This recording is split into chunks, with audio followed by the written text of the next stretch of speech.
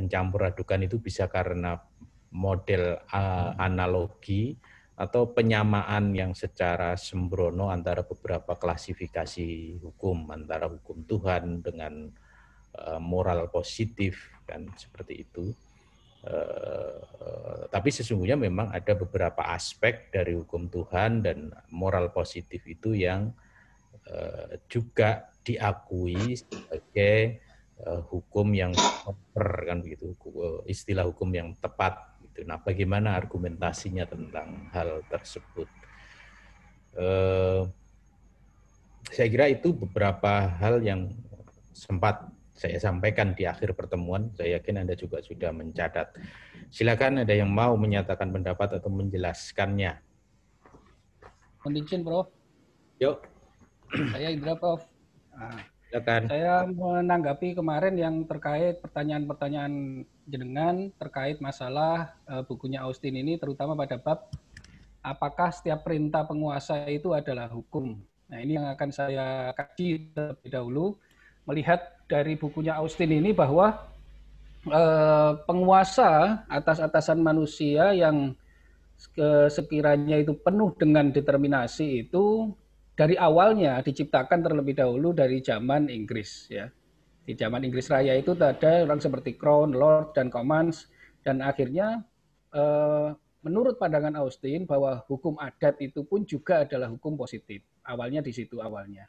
Nah, sekarang kita masuk, apakah perintah penguasa itu bisa menjadikan hukum? Kita lihat dulu dari kategori penguasa. Jika digambarkan dalam kedudukan penguasa itu harus memenuhi kriteria-kriteria, ya. Yang pertama adalah yang berdaulat adalah atasan manusia yang penuh determinasi. Dan yang kedua, sebagian besar orang terbiasa memenuhi kedaulatan tersebut. Yang ketiga, penguasa tidak memiliki kebiasaan untuk patuh kepada atasan manusia lainnya. Dan yang keempat, kekuasaan kedaulatan tidak dapat dibatasi secara hukum. Serta yang kelima, kedaulatan tidak dapat dibagi. Nah, ini kategori yang bisa dikatakan sebagai penguasa. Nah, sementara kalau kita melihat di dalam buku Austin, menurut Austin juga sebagai kata kunci yang kita jadikan adalah perintah dan hukum yang ada di dalam masyarakat. Artinya apa? Perintah umum dari entitas politik yang memiliki kedaulatan, yakni otoritas politik yang paling tinggi atau the supreme political authority yang berfungsi mengatur perilaku anggota masyarakat. Nah, ini juga ada klasifikasi syaratnya. Syaratnya di mana? Yaitu yang pertama individu atau kelompok individu yang merupakan orang atau sekelompok orang yang dipatuhi oleh segenap anggota masyarakat. Dan yang kedua, individu atau kelompok individu yang berdaulat tidak patuh pada siapapun juga di atasnya. Ya, jadi sumber hukum menurut Austin adalah penguasa yang tertinggi, yaitu de facto dipatuhi oleh segenap anggota masyarakat, sementara ia tidak tunduk pada siapapun. Nah, akhirnya kesimpulannya adalah, lebih lanjut Austin mengatakan bahwa hukum harus dipahami dalam arti komen. Nah, karena komen atau karena hukum seharusnya tidak memberi ruang untuk memilih apakah mematuhi atau tidak mematuhi. Ya, hukum yang non-opsional, artinya perintah yang dikeluarkan oleh sovereign, harus ditaati oleh semua warganya tanpa kecuali dan tanpa pilihan. Dengan demikian, pemikiran seperti ini, Austin mau menegaskan bahwa hukum bukanlah setumpuk peraturan atau nasihat moral, tetapi hukum hanyalah hukum yang tidak memiliki implikasi hukuman apapun. Nah, ketika hukum tidak lagi dapat dipaksakan, maka pelanggarannya dikenai hukuman atau sanksi hukum. Jadi sudah dapat kita ketahui bahwa apakah setiap perintah penguasa itu adalah hukum? Belum tentu. Kita lihat dulu. Contohnya seperti yang kemarin jenengan ceritakan itu, bahwa jenengan memerintahkan Pak Imam untuk membeli nasi Padang. Apakah itu juga termasuk menjadikan hukum? Tidak, karena itu hanya sebatas komen atau perintah. Begitu. Tetapi kalau sudah perintah dari penguasa atau sovereign yang menciptakan sebuah undang-undang atau peraturan, itulah yang harus ditaati oleh segenap manusia. Ya.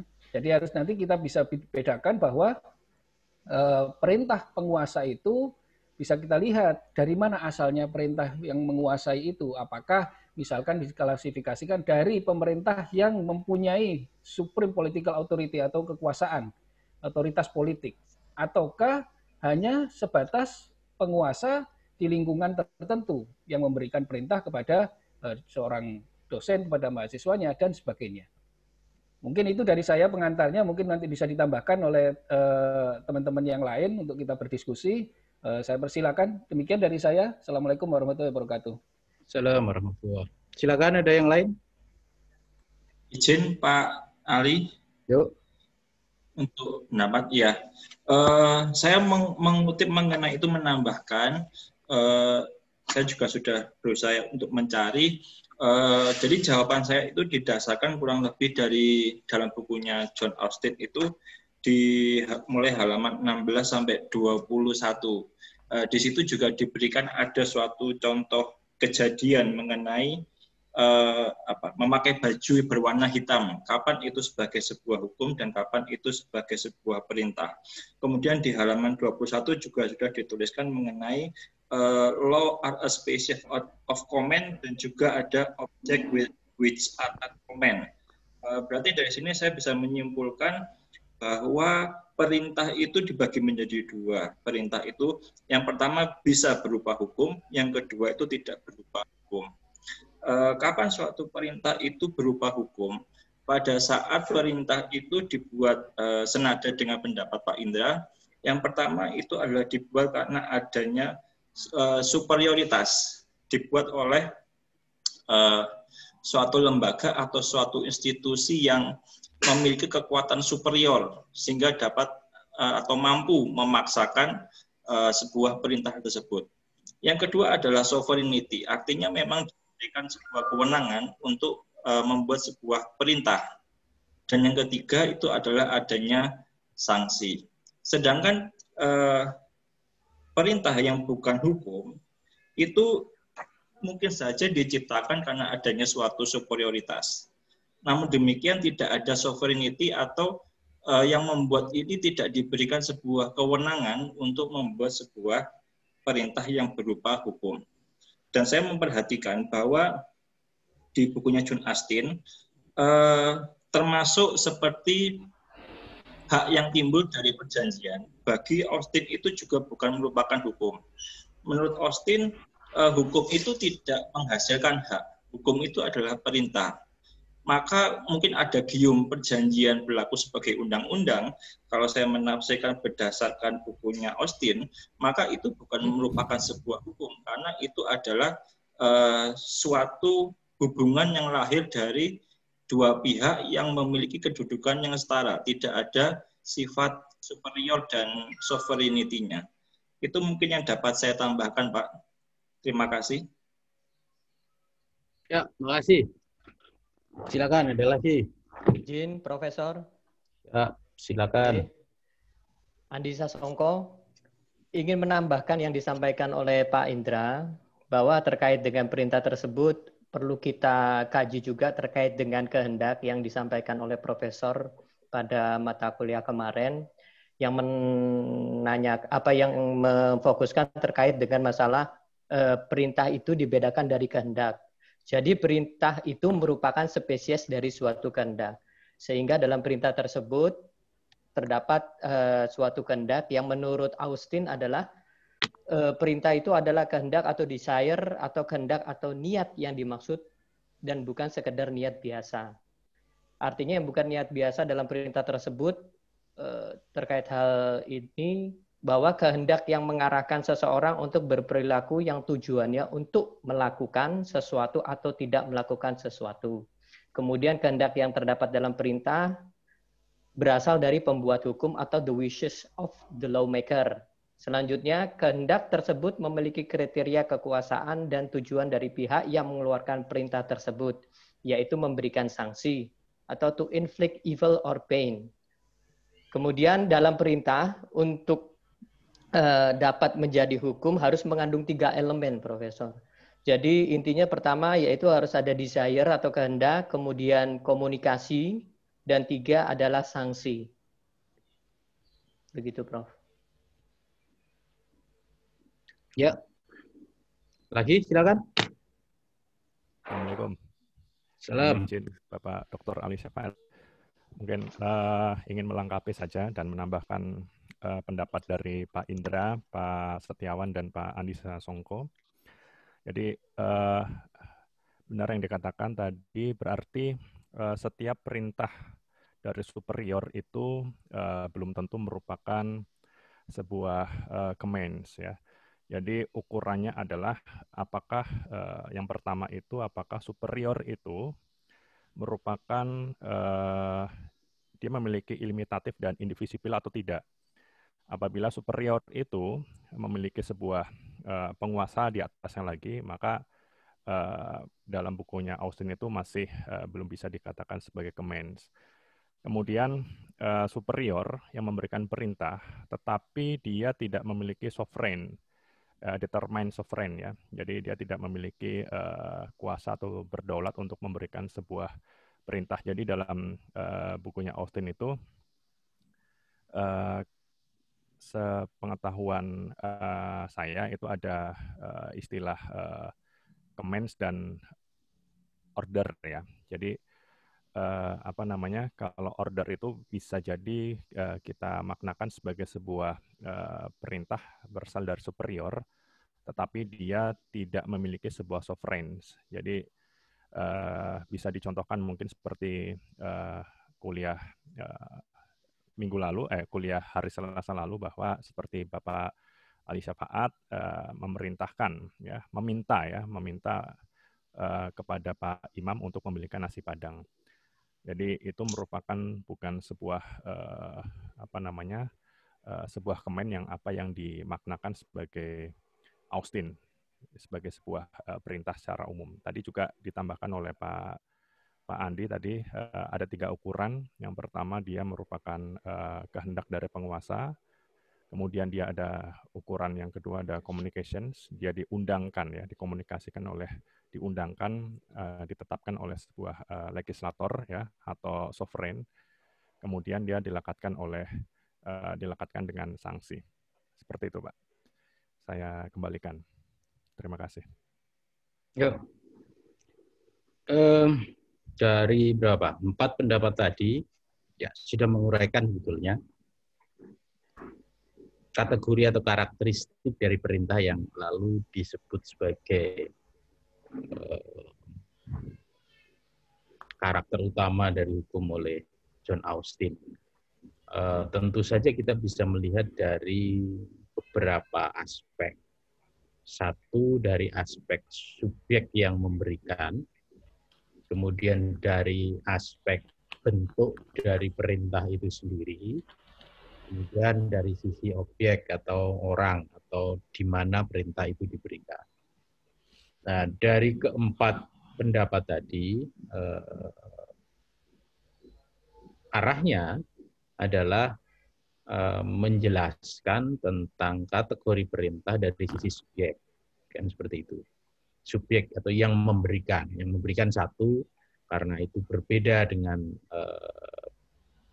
hukum yang lain, berbeda dengan hukum Tuhan dan berbeda dengan positif morality, itu diberikan oleh manusia. Manusia itu ya bisa berupa manusia secara personal atau kelembagaan. Kemudian kedudukannya adalah superior. Kan seperti itu. Apa makna superior? Lalu dijelaskan lebih lanjut bahwa superior itu berarti ada landasan kekuasaan tertinggi atau apa yang disebut sebagai kedaulatan. Dan kedaulatan itu dilaksanakan oleh pemerintahan sehingga artinya yang dapat memberikan perintah sebagai hukum itu adalah yang memiliki kedaulatan atau kekuasaan itu atau organ yang ada di bawahnya. Jadi bisa dilakukan oleh government atau sub-government, pemerintah atau pemerintahan, organ pemerintahan yang berada di bawah pemegang kekuasaan tertinggi itu. Itu dari sisi pemberinya. Nah, bagaimana dengan bentuk perintahnya itu sendiri? Apakah setiap, ya kalau tadi misalnya dikatakan saya memerintahkan Imam Sukadi untuk membeli nasi Padang, itu bukan sebagai hukum. Mungkin karena kedudukan saya bukan sebagai seseorang yang memiliki kedaulatan, begitu. Tetapi katakanlah kalau misalnya Jokowi lah, misalnya begitu, yang memerintahkan menterinya untuk memakai baju berwarna putih. Apakah itu juga dapat disebut sebagai hukum? Tadi dinyatakan bahwa hukum itu adalah satu spesies tertentu dari perintah. Nah, apa makna spesies ini? Apakah spesies itu hanya terbatas? Spesies ini kan artinya hukum, perintah itu sendiri itu merupakan spesies dari kehendak, desire, kan begitu. Kenapa? Karena perintah ini memiliki hal yang bersifat spesifik, yaitu adanya ancaman sanksi. Sementara kehendak itu bisa bermacam-macam. Cara mewujudkannya bisa dengan meminta, bisa dengan merayu, dan sebagainya. Bisa dengan menipu. Perintah berbeda. Nah, hukum ternyata adalah spesies lagi dari apa yang disebut sebagai perintah itu. Artinya membuat orang melakukan sesuatu dengan ancaman sanksi, kan gitu. Dilihat dari bentuk perintahnya itu juga bersifat spesifik dibanding dengan perintah yang lain. Nah, apa sebetulnya yang bersifat spesifik itu? Itu pertanyaannya.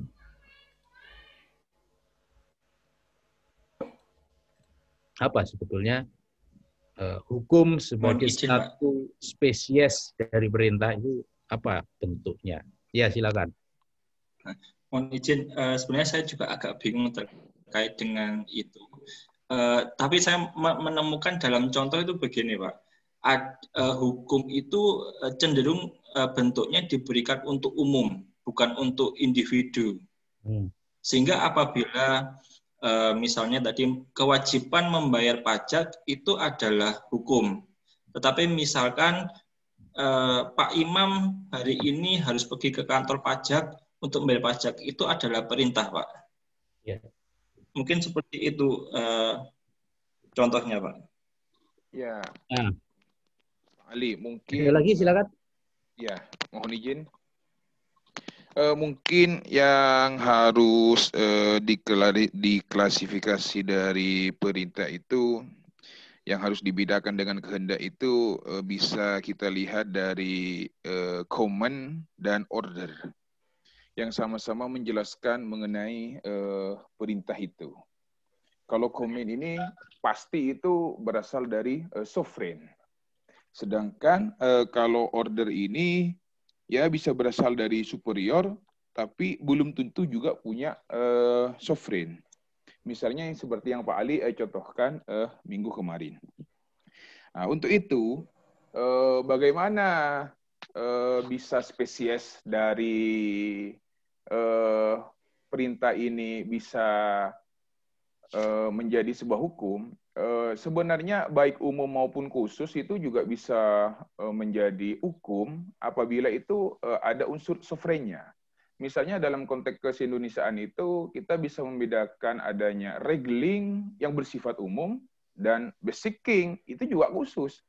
Yang penting titik utamanya itu harus punya sovereign.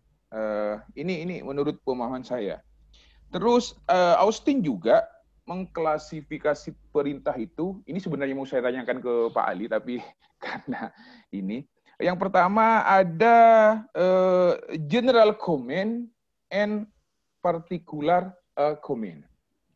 Ada perintah yang general, ada yang perintah khusus. Saya baca dari tadi di bukunya Austin ini masih belum menemukan maksudnya itu seperti apa. Seperti yang dijelaskan oleh Mas Wawan, ada yang namanya baju hitam dan lain-lainnya itu. Mungkin itu dari saya, Pak Ali. Terima kasih. Mohon pencerahannya. Yo, silakan yang lain yang bisa memberikan pencerahan. Izin Pak Ali membantu untuk menjawab. Silakan. Ya, jadi kalau dari pertanyaan tadi bahwa hukum adalah bentuk atau spesies dari perintah, itu mungkin bisa kita lihat dari klasifikasi perintah itu sendiri sebagai salah satu bentuk kehendak. Jadi seperti yang diutarakan tadi bahwa kehendak itu Ada yang berwujud sebagai perintah, ada juga yang berwujud sebagai permintaan atau order. Kemudian perintah itu tidak serta-merta langsung dapat dispesifikasikan atau dikelompokkan menjadi hukum. Karena perintah itu bisa dibagi menjadi perintah yang bersifat umum atau general command, dan perintah yang bersifat khusus atau particular atau specific command. Nah, perintah yang bersifat umum inilah yang dapat dikatakan sebagai hukum, karena akan berlaku secara terus-menerus dan kepada banyak orang. Sementara perintah yang diberikan sesekali, yang disebut sebagai particular atau specific command, itu tidak dapat disebut sebagai hukum. Kira-kira demikian, Pak Ali. Oke. Jadi itulah asal mula mengapa kalau misalnya tadi menyatakan pembedaan antara wrestling dengan physiking. Asal mula kenapa kalau kita membuat rumusan dalam peraturan, jadi rule and law itu harus bersifat abstrak umum. Karena dikatakan oleh Austin bahwa yang disebut sebagai hukum, sebagai norma, itu adalah perintah yang bersifat spesifik. Spesifiknya apa? Dia bersifat general. General artinya tidak menunjuk kepada individu tertentu, walaupun bisa saja menunjuk kepada kelas atau kelompok tertentu, tapi bukan kepada individu tertentu. Dan general dalam arti dia rumusannya adalah bersifat umum, tidak menunjuk kepada tindakan konkret tertentu. Jadi karena itu hukum atau peraturan itu harus dibedakan dengan perintah yang bersifat temporer, atau bahasanya itu adalah okasional, dan bersifat spesifik atau partikular.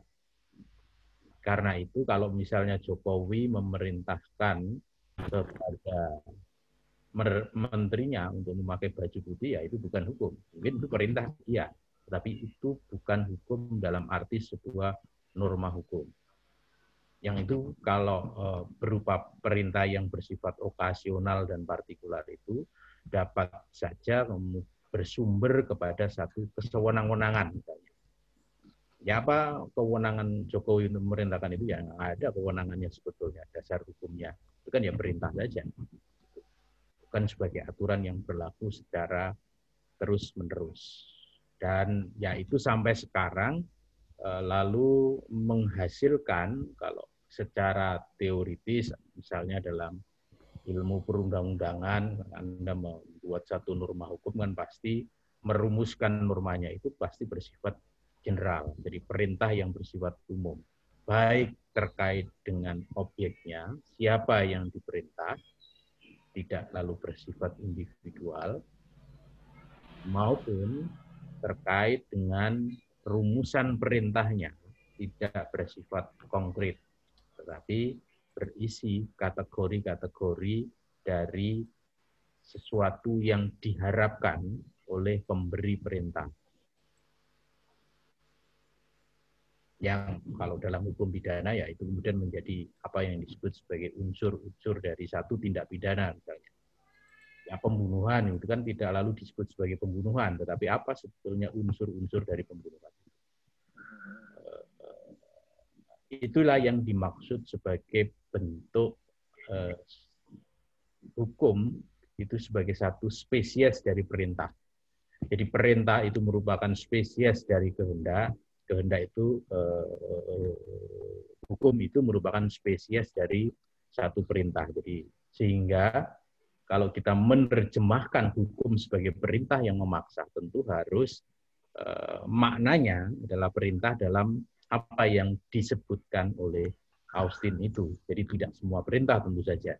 Tidak semua perintah yang memaksa tentu saja. Dan juga tidak semua perintah yang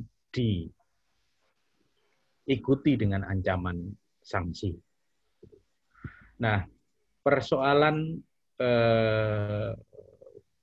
pemaknaan hukum sebagai perintah yang merupakan kehendak dari penguasa itu juga lalu dalam perdebatan selanjutnya menimbulkan perdebatan di kalangan positivis sendiri. Kalau Anda misalnya membaca bukunya Hans Kelsen, dia mengkritik pemaknaan hukum sebagai perintah yang merupakan wujud dari kehendak penguasa. Karena menurut Kelsen, ini juga sebetulnya membawa ketidakpastian terhadap studi terkait dengan norma hukum itu sendiri.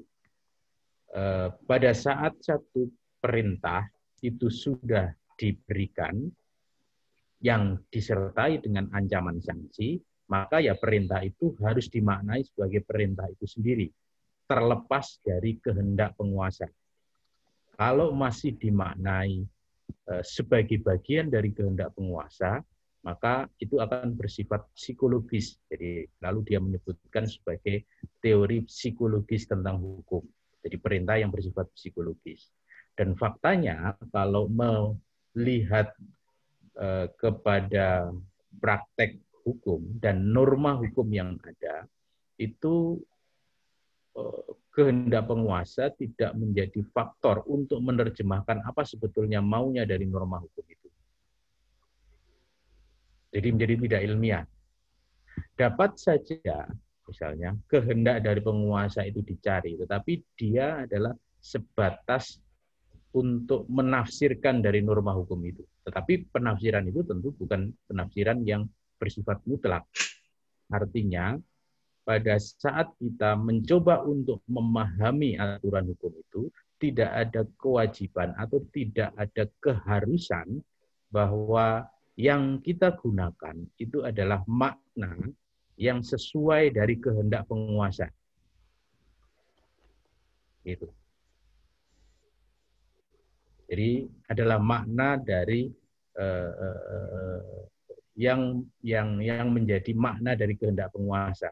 Kenapa seperti itu? Satu, kalau kita berpedoman bahwa hukum itu adalah perintah yang merupakan perwujudan dari kehendak penguasa, maka itu dalam titik tertentu sangat mungkin akan mengalami kontradiksi dengan pemahaman hukum sebagai perintah dari yang berdaulat atau superior. Mengapa seperti itu? Karena penguasa yang membentuk satu norma hukum bisa saja di suatu waktu itu sudah tidak menjadi penguasa lagi. Kan begitu. Misalnya ya kalau di dalam bukunya Austin atau buku-buku yang lain itu dicontohkan biasanya secara mudah itu kan ada seorang raja kan seperti itu. Kemudian raja itu ternyata digulingkan, muncullah raja yang baru. Ternyata raja yang baru ini lalu memberlakukan hukum yang dibuat oleh raja yang lama, raja yang digulingkan itu. Jadi dia tidak melakukan perubahan. Kalau kita memahami bahwa hukum itu adalah perintah dari kehendak yang berkuasa, ya maka seharusnya hukum yang lama yang dibuat oleh raja yang lama yang sekarang sudah tidak lagi menjadi penguasa bukan lagi hukum. Kenapa? Karena sekarang kondisi saat itu dia sudah tidak lagi menjadi penguasa, tidak lagi menjadi orang yang superior. Contoh yang disampaikan. Atau ya mudahnya adalah kalau kita memahami di era modern, hukum kan lalu dibuat oleh DPR dan Presiden.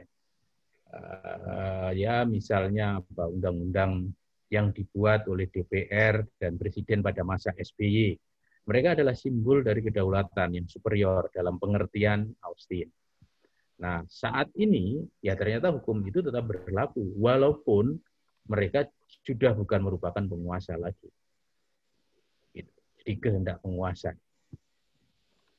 Karena itu aspek kehendak penguasa ini lalu dalam perkembangan positivisme selanjutnya menjadi ya dikritik dan tidak lagi menjadi unsur dari apa yang disebut sebagai norma hukum atau peraturan hukum. Anda bisa membaca di dalam buku-bukunya positivisme lebih lanjut. Gitu. Kemudian positive morality, walaupun kenapa lalu dia disebut oleh Austin sebagai law improperly, satu, positive morality memang dibuat oleh manusia, tetapi yang membuat itu kan bukan dari superior kepada inferior. Karena yang disebut sebagai positive morality yang secara mudahnya bisa disebut sebagai hukum adat, norma sosial, itu kan berkembang dengan sendirinya. Siapa yang mengembangkan? Tidak ada satu kekuatan atau tidak ada satu orang atau institusi yang berada di atas orang yang lain yang membuat dan memerintahkan itu. Tapi itu berkembang dengan sendirinya. Sama saja misalnya kenapa Austin menyatakan bahwa hukum internasional itu bukan hukum, tetapi moralitas positif. Ya, karena hukum internasional itu dibuat bukan oleh institusi yang bersifat superior, yang memegang kedaulatan, tetapi dibuat oleh subjek hukum internasional, terutama oleh negara-negara yang ya sebetulnya kedudukannya sama antara satu negara dengan negara yang lain. Atau bahkan mungkin kalau dalam perkembangan sekarang ya dibuat oleh subjek hukum non-negara, misalnya perusahaan-perusahaan multinasional berdasarkan pada best practices yang itu mereka patuhi bersama. Itu aspek yang lalu mengapa Austin menyebutkan bahwa hukum adat dan hukum internasional itu adalah positive morality. Tetapi positive morality ini dapat saja lalu bertransformasi menjadi norma hukum pada saat ini diakui dan dijadikan dasar oleh pengadilan untuk memutus suatu perkara. Sehingga pengakuan itulah yang disebut sebagai perintah dari penguasa. Jadi putusan pengadilan yang mengakui hukum adat atau katakanlah putusan hukum pengadilan nasional atau arbitrase nasional atau pengadilan internasional yang mengakui hukum internasional itu merupakan proses transformasi dari positive morality menjadi hukum positif. Dari hukum adat atau dari law improperly menjadi law properly.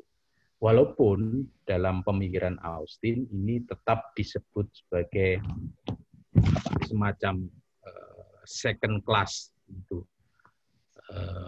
hukum kelas kedua. Karena pembentukannya bukan melalui perintah secara langsung oleh penguasa, tetapi melalui kebiasaan, jadi general public opinion, opini publik secara umum yang menerimanya, kemudian diikuti dengan penerimaan oleh organ yang bersifat superior itu sendiri, yang dalam hal ini adalah dilaksanakan oleh pengadilan. Sehingga dari moral law lalu menjadi positive law. Dari positive morality lalu menjadi hukum positif. Ali, izin. Yuk, silakan. Apakah dari hukum internasional dari yang sifatnya moral itu untuk menjadi hukum positif itu harus melalui putusan hakim? Misalnya kalau melalui long making proses, misalnya dengan ratifikasi, apakah itu juga akan terjadi pergeseran? Artinya hukum itu kan dibuat dari legislasi atau dengan jurisprudensi melalui putusan hakim. Terima kasih, Pak Ali. Gimana tadi? Gimana? Apakah harus melalui putusan hakim? Kalau misalnya perjanjian internasional itu mengalami transformasi dari moral positif menjadi hukum positif. Apakah dengan misalnya diratifikasi menjadi aturan bahwa itu adalah kehendak dari penguasa komen, apakah ini juga bisa menurut teorinya Austin? Jadi pintunya itu bukan pergeserannya itu bukan hanya melalui putusan hakim, tapi kehendak penguasa ingin menerapkan perjanjian itu melalui ratifikasi, apakah ini juga dibenarkan menurut teorinya John Austin? Ya, kalau melalui ratifikasi kan berarti melalui pengundangan. Ketika itu melalui pengundangan, kita berarti kan bicara. pada level nasional. Ratifikasi itu kan artinya itu adalah memberlakukan atau menerima yang kemudian memberlakukan hukum internasional menjadi hukum nasional. Nah, dalam perspektif itu ya kita berarti kan melihatnya itu sebagai hukum nasional. Dia berlaku ya karena diundangkan, artinya dia menjadi perintah dari negara sebagai pemegang kedaulatan, sebagai institusi yang superior kepada warga negaranya. Nah, yang dalam perspektif hukum internasional tadi yang disebutkan oleh Austin sebagai moralitas positif, ya, dalam kerangka hukum internasional, bukan pemberlakuannya di dalam hukum nasional. Nah, walaupun demikian, tentu kita harus melihat pemikiran Austin ini dalam konteks zamannya. Apa sebetulnya yang dilihat oleh Austin terkait dengan hukum internasional? Maksudnya ya, perkembangan hukum internasional pada saat dia memberikan kuliah itu sampai di taraf apa? Ya bisa saja lalu ada perbedaan kalau kita membandingkan dengan perkembangan hukum internasional saat ini. Sehingga dengan begitu ya tidak berarti kemudian apa yang disampaikan oleh Austin itu keliru. Ukuran keliru atau tidak keliru itu ya ukurannya adalah pada saat itu. Kita bisa saja lalu menilai relevan atau tidak relevan dengan kondisi saat ini. Silakan, ada lagi. Pak, saya mau nambahin terkait dengan hukum internasional. Kalau memang baca bukunya John Austin terkait hukum internasional, memang ada beberapa hal yang dia secara spesifik mengkritik Hugo Grotius, yang kemudian sekarang dikenal sebagai Bapak Hukum Internasional, karena Austin menganggap bahwa HI itu semacam opini-opini dari Hugo Grotius dan kawan-kawannya untuk memaksa itu menjadi hukum, dan kemudian diberlakukan negara-negara berdasarkan kehendak negara. Seperti itu. Dan kemudian ketika itu secara kolektif, itu berarti itu akan berlaku sebagai hukum karena kehendak bersama. Seperti itu. Nah, padahal kalau dalam konsep hukum menurut Austin, kehendak itu harus berasal dari flow by determinate superior. Nah, itu tidak dipenuhi ketika Hugo Grotius kemudian memaksakan kehendaknya menjadi sebuah hukum internasional. Itu yang pertama. Kemudian yang kedua, kalau dalam hukum internasional, kami belajar mengenai hubungan HI dan HN, hubungan antara hukum internasional dengan hukum internasional, di mana ada teori mengenai monisme, bahwa antara HI dan HN itu menjadi satu, baik HI yang bersumber dari hukum nasional maupun hukum nasional yang bersumber dari hukum internasional. Kalau HI itu bersumber dari hukum nasional, ya memang ini dipelopori oleh negara-negara besar pada saat itu seperti Inggris dan Spanyol. Artinya ada hukum-hukum seperti hukum laut, hukum properti, yang itu negara-negara lain mengikuti hukum yang sudah diciptakan oleh negara-negara besar seperti negara Inggris. Nah, itu kan dia tidak perlu lagi melihat bahwa ini perlu disepakati, karena itu berlaku secara otomatis ketika misalnya dia menjadi koloninya Inggris, seperti itu. Dan ini dipraktekkan secara terus-menerus, meluas, satu negara mengkoloni negara yang lain, dan kemudian secara otomatis itu melalui asas konkordansi itu menjadi sebuah hukum. Seperti itu. Jadi tidak ada pemisahan antara HI dan HN. Cuma dalam perkembangannya ini pasti mengalami kritik, karena kemudian lahir ada yang namanya teori dualisme, bahkan kemudian ada teori jalan ketiga dan sebagainya. Mungkin itu Pak dari saya. Oke. Tulisannya Austin ini tahun berapa sih? 1832. 1832.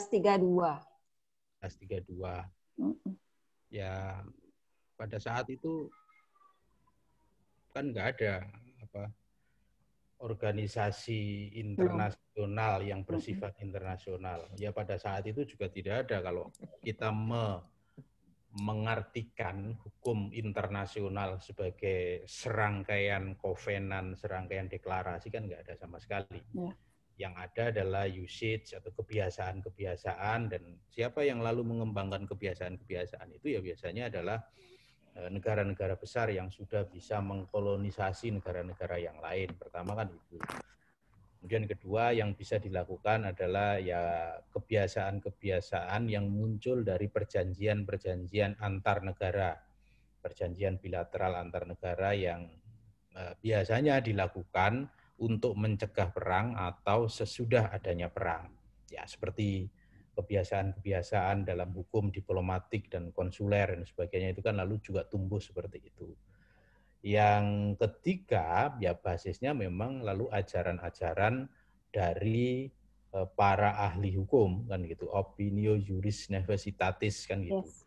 Yang rujukan utamanya pasti pada Hugo Grotius atau Hugo de Groot yang memang mengembangkan ajaran tentang hukum internasional.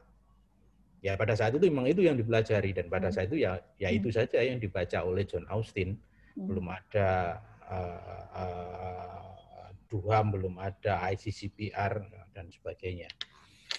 Ya wajar saja kalau menyatakan bahwa hukum internasional adalah sekumpulan opini dari para ahli hukum, sehingga ya itu sekedar sebagai moralitas positif semata. Kenapa? Karena mengikatnya bergantung kepada penerimaan dari masing-masing negara. Apakah menerima atau tidak menerima.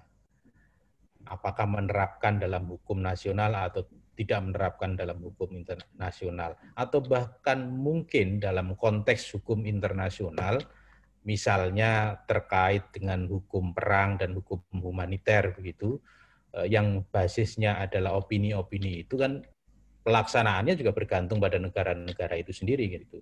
Apakah mau membunuh para tawanan perang, apakah mau ngebom petugas kesehatan dan sebagainya, yang tergantung pada rezimnya. Gitu.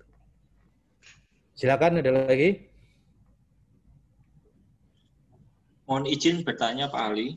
Yuk.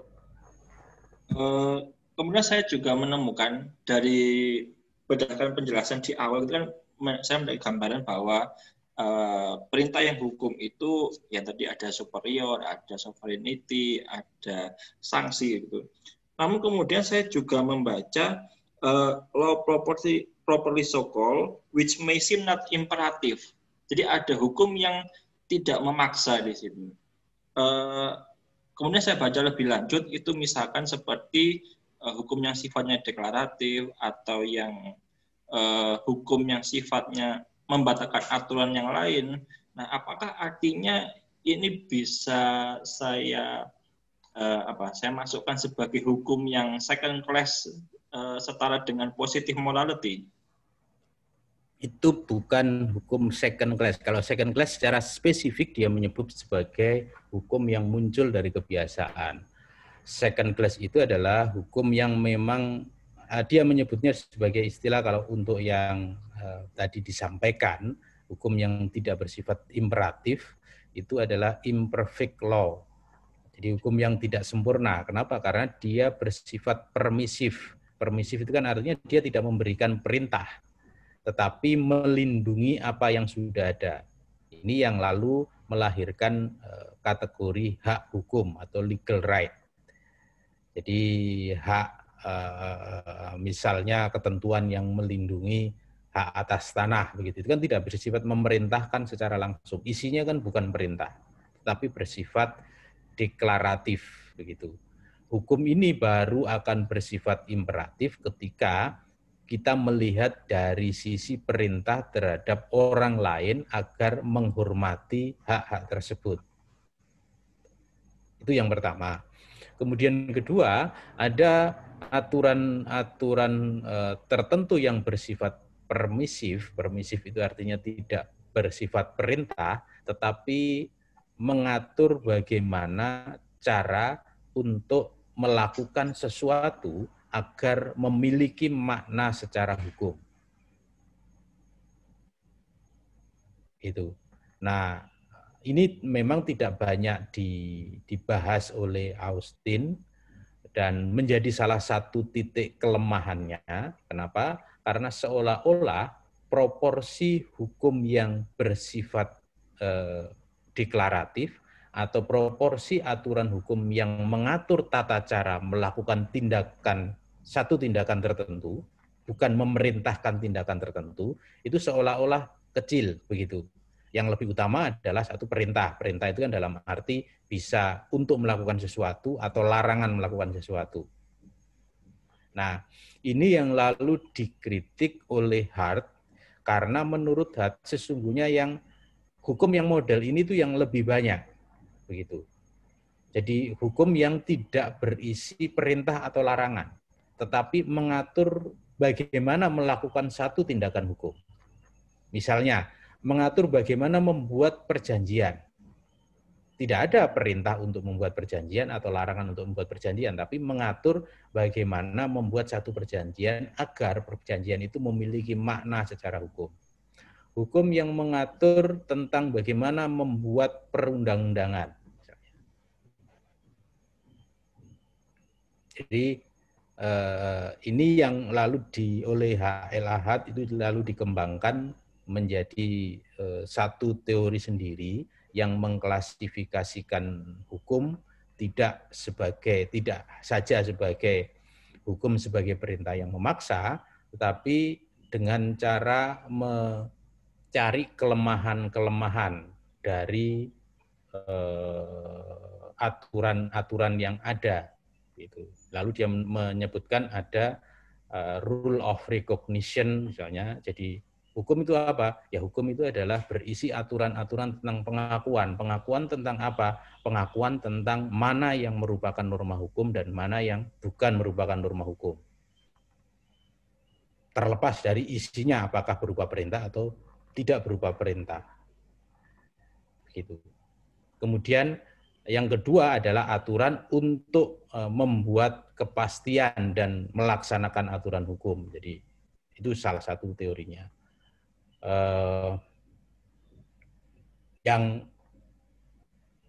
menjadi isi dari buku dari H.L. Ahad ini.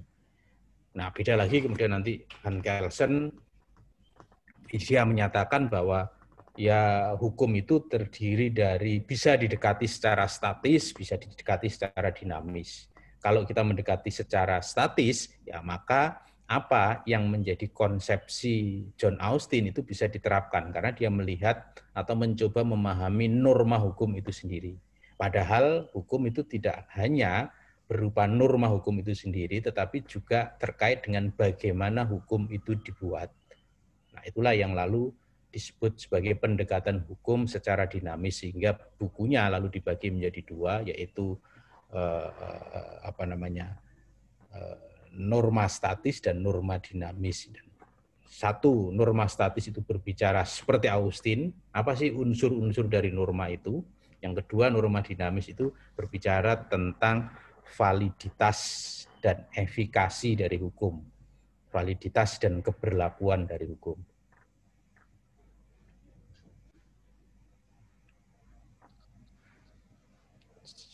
Baik, ada lagi? Izin, Prof. Izin, Prof. Ya, silakan. Terkait dengan pertanyaan Prof kemarin dari kuliah terdahulu, ada pertanyaan yang disampaikan oleh Profesor terkait dengan bagian dari hukum Tuhan, Prof. Ya. Jadi bagian tertentu dari hukum Tuhan atau divine law adalah hukum yang sebenarnya. Yang saya ingin sampaikan, saya coba untuk menjawab itu, Prof, tetapi butuh pencerahan. Artinya secara pemahaman saya, bahwa bagian tertentu dari hukum Tuhan yang termasuk adalah hukum yang sebenarnya adalah terkait dengan unsur yang ada di dalam law properly so called tersebut, Prof. Yaitu dalam hukum Tuhan itu ada perintah. Ya, intinya adalah hukum Tuhan terdapat perintah yang tujuannya adalah untuk menciptakan kebaikan dan keteraturan. Terus kemudian di dalam hukum Tuhan terdapat sanksi, yaitu sanksi yang diwujudkan berupa dosa, dan apabila seorang tidak menaati perintah Tuhan akan mendapatkan dosa, dan orang berdosa akan masuk neraka. Sehingga akan ada menakut-nakutinya di situ, evilnya di situ. Terus kemudian kewajiban yaitu unsur kewajiban yang terkandung dalam hukum Tuhan yang wajib untuk ditaati. Apabila tidak ditaati akan terkena sanksi. Nah, yang menjadi pertanyaan saya adalah terkait dengan sovereign dan berdaulatnya ini, Prof. Di sini saya memahami bahwa sovereign dalam hukum Tuhan ini yang akhirnya bisa menjadi hukum yang sebenarnya adalah tergantung dari kepercayaan yang memahami apakah ada kekuasaan di atas hukum Tuhan tersebut. Apabila orang itu percaya hukum Tuhan itu satu dan tidak ada di atasnya, berarti dia berpikir bahwa Tuhan tersebut adalah sovereign. Begitu juga sebaliknya. Izin pencerahan, Prof. Terima kasih. Yuk. Ya, kalau mengapa lalu divine law itu dicatatkan sebagai law properly, pengertiannya seperti itu karena memang beberapa unsur dari apa yang dimaksud sebagai law properly itu dipenuhi oleh hukum Tuhan itu. Kalau menurut saya, kalau dalam pandangan Austin ya, pada saat satu komunitas tertentu atau individu tertentu mempercayai hukum Tuhan, adanya hukum Tuhan, maka sebetulnya dengan sendirinya dia pasti akan percaya terhadap kekuasaan tertinggi dari Tuhan itu. Kan dalam perspektif Austin ini, aspek yang tidak dipenuhi kan hanya satu, yaitu set man to man, kan begitu. Jadi yang dibuat oleh manusia kepada manusia. Nah, bisa saja ini lalu menjadi hukum positif pada saat orang yang hukum Tuhan itu lalu dibuat oleh orang, direpresentasikan oleh orang. Dan orang ini kemudian memiliki kedaulatan dari Tuhan. Yang itu kan lalu dapat dilihat misalnya di masa abad pertengahan, di mana negara-negara agama, negara-negara dengan kekuasaan gerejanya itu menjadi satu, dia menyatakan ya ini basisnya adalah hukum Tuhan, tapi siapa yang sebetulnya membuatnya, memberinya itu kan dalam arti menyampaikan sebagai satu perintah, itu kan orang. Seperti itu. Dan itu lalu berlaku terhadap masyarakat dalam satu komunitas politik tertentu. Saya kira itu 959. Berarti Selasa depan kita membahas tentang Prof, mohon izin sebentar saja. Ya. Bertanya berkaitan dengan transformasi dari positif morality ke hukum positif itu yang dilakukan oleh hakim. Artinya yang ingin saya tanyakan, apakah menjadi kewajiban atau keharusan hakim itu mengambil nilai-nilai yang hidup dalam masyarakat itu? Terima kasih. Dalam teori John Austin, ya tidak ada keharusan, kan begitu. Tidak ada keharusan mengambil nilai-nilai yang ada di dalam masyarakat, ya karena dia tidak membicarakan terkait dengan hal itu, tetapi itu dapat saja terjadi, kan gitu. Oke, siap, Prof.